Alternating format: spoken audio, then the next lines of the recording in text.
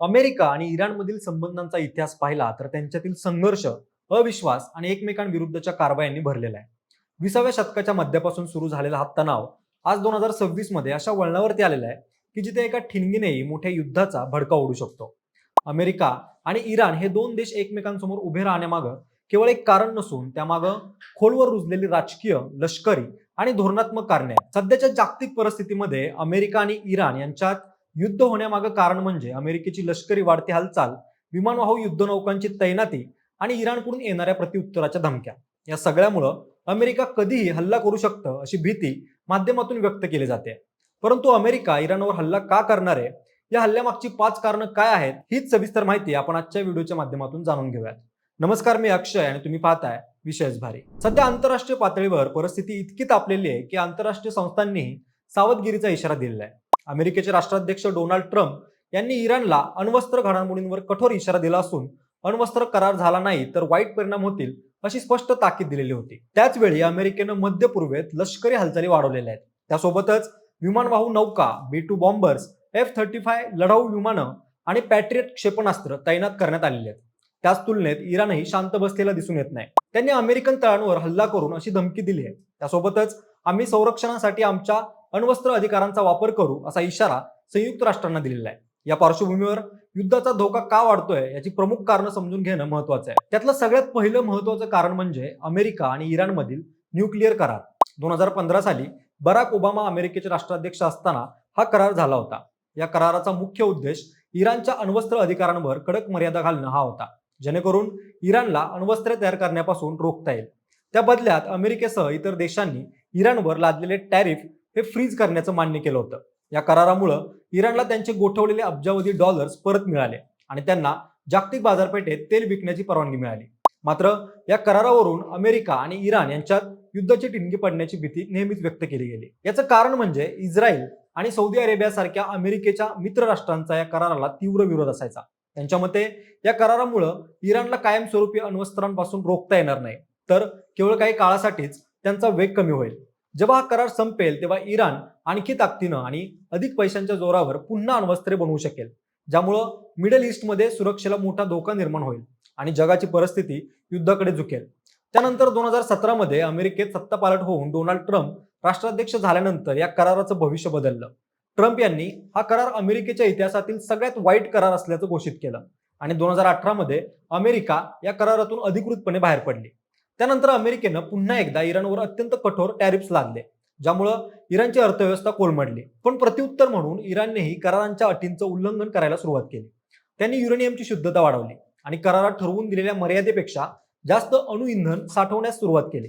यामुळे दोन्ही देशांमधील तणाव इतका वाढला की 2020 मध्ये अमेरिकेने इराणचे जनरल कासिम सुलेमानी यांची हत्या केली, ज्यानं दोन्ही देश थेट युद्धाच्या उंबरठ्यावरती येऊन उभे ठाकले होते. त्यानंतर 2021 मध्ये जो बायडन अमेरिकेचे राष्ट्राध्यक्ष झाल्यानंतर त्यांनी या करारात पुन्हा सामील होण्याची इच्छा व्यक्त केली. परंतु आजच्या घडीला परिस्थिती अशी आहे की अमेरिका इराणवर टॅरिफ लादत आहे आणि इकडे इराण अण्वस्त्र निर्मितीसोबत प्रगती करताना दिसतोय. त्यामुळं अमेरिका आणि इराणमधील अविश्वासाची दरी इतकी खोल झाली आहे की दोन्ही देश युद्धांच्या उंबरठ्यावरती आहेत. त्यानंतरचं दुसरं कारण म्हणजे अमेरिकेने युद्ध पातळीवर केलेली लष्करी तैनात. गेल्या 24 तासात 50हून अधिक आधुनिक लढाऊ विमानं, 12 युद्धनौका, शेकडो लष्करी मालवाहू विमानं मिडल ईस्टच्या दिशेनं रवाना केलेली आहेत. अमेरिकेनं मिडल ईस्टमध्ये आपल्या तळांवर F-35, F-22 आणि F-16 सारखी 50हून अधिक अत्याधुनिक लढाऊ विमानं आणि युद्धनौका तैनात केलेल्या आहेत. या विमानासोबत हवाई इंधन भरणारे टँकर्सही पाठवण्यात आलेले आहेत. इराणच्या कर्मनशाह सारख्या क्षेपणास्त्र तळांवर हल्ला करून त्यांची लष्करी ताकद मोडीत काढण्याचा अमेरिकेचा प्रयत्न देखील झालाय. एकीकडं युद्धाची भाषा सुरू असताना ओमानच्या मध्यस्थीनं जिनिव्हामध्ये दोन्ही देशांदरम्यान अण्वस्त्र करारावर चर्चेचा दुसरा टप्पा पार पडला. ही चर्चा सकारात्मक झाली असून अमेरिकेचे उपाध्यक्ष JD व्हॅन्स यांनी स्पष्ट केलंय की जरी या मुद्द्यांवर करार झाला असला तरी इराणचे राष्ट्राध्यक्ष आखलेली रेड लाईन ओलांडण्याचा प्रयत्न करत आहेत, जे अमेरिका कधीच मान्य करणार नाही. त्याचबरोबर इराणनं दिलेली उघड धमकी आणि अमेरिकेची वाढती लष्करी हालचाल यामुळे हा तणाव जागतिक शांततेसाठी मोठा धोका निर्माण झालाय. या लष्करी हालचालींसोबत अमेरिकेचा इराणवर हल्ला करण्याचं तिसरं कारण म्हणजे इराणनं आपले अणुप्रकल्प सुरक्षित करणं. मागील काही महिन्यातील लष्करी संघर्षानंतर इराणनं आपले अणुप्रकल्प अधिक सुरक्षित करण्यासाठी युद्ध पातळीवर प्रयत्न सुरू केलेले आहेत. सॅटेलाइट्सच्या छायाचित्रांनुसार इराणनं नतांज, इस्फहान आणि परिचिन येथील आपल्या महत्वाच्या अणुकेंद्रांना जमिनीखाली नेण्यास किंवा त्यावर कॉन्क्रीटचे कवच चढवण्यास सुरुवात केली आहे. विशेषतः परिचीन येथील लष्करी संकुलात तलेघन 2 नावाच्या इमारतीवर माती आणि सिमेंटचे जाड थर टाकून ती पूर्णपणे लपवण्यात आली आहे. इस्फान येथील ज्या प्रकल्पावर गेल्या वर्षी अमेरिकेच्या B-2 स्टेल्थ बॉम्बर्सने हल्ला केला होता त्या ठिकाणी आता बोगद्यांची सगळी दारं मातीने भरून टाकण्यात आलेली आहेत, जेणेकरून कोणत्याही हवाई हल्ल्याचा परिणाम कमी होईल. दुसरीकडे अमेरिकेनं मध्य पूर्वेत आपली युद्धनौका USS अब्राहम लिंकन आणि आण्विक पाणबुड्या तैनात करून इराणला कडक इशारा दिलेला आहे. त्याचबरोबर राष्ट्राध्यक्ष डोनाल्ड ट्रम्प यांनी इराणच्या अणु हालचालींवर बारकाईने लक्ष असल्याचं स्पष्ट करत लष्करी कारवाईचा पर्याय खुला ठेवलाय. त्यानंतरचं चौथं कारण म्हणजे अमेरिका आणि इस्रायल मधला लष्करी समन्वय. अमेरिकेचे राष्ट्राध्यक्ष डोनाल्ड ट्रम्प यांनी इराणला नवीन अणु करारासाठी अवघ्या 10 ते 15 दिवसांची मुदत दिली होती. या पार्श्वभूमीवर इस्रायल सातत्यानं अमेरिकेवर दबाव टाकत आहे की केवळ वरवरचा करार न करता इराणचा अणुप्रकल्प पूर्णपणे नष्ट करण्यात यावा. इस्रायली पंतप्रधान बेंजामिन नेतन्याहू यांचं असं ठाम मत आहे की इराण सध्या अंतर्गत राजकारण आणि आर्थिक संकटामुळे कमकुवत झाला असून हीच वेळ त्यांना लष्करी दणका देण्याची आहे. या संघर्षात अमेरिका आणि इस्रायलमध्ये कमालीचा कोऑर्डिनेशन दिसून येत आहे. माध्यमांच्या माहितीनुसार जर अमेरिकेनं दिलेल्या मुदतीत इराणनं अटी मान्य केल्या नाहीत तर ऑपरेशनसाठी दोन्ही देशांनी संयुक्त आराखडा तयार केलाय.